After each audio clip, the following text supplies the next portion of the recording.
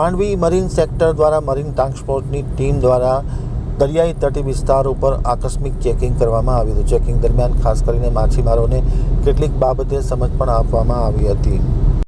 હવે જોઈએ જકો આમતક ન્યૂઝ બ્યુરોનો એક વિસ્તૃત અહેવાલ. મરીન ટ્રાન્સપોર્ટના ADGP Amit Vishwakarma, IGP Muniya, SP પરમારના સીધા માર્ગદર્શન હેઠળ ગુજરાત રાજ્યના દરિયા કિનારાના વિસ્તારમાં તકેદારીના ભાગરૂપે સમગ્ર ગુજરાત રાજ્યના દરિયાકાંઠે ખાસ ડ્રાઈવનું આયોજન કરવામાં આવ્યું, જેના ભાગરૂપે મરીન ટ્રાન્સપોર્ટ માંડવી સેક્ટર દ્વારા ગઈકાલે આ આયોજન ડીવાયએસપી ચૌધરીના નેતૃત્વ હેઠળ કરવામાં આવ્યું હતું.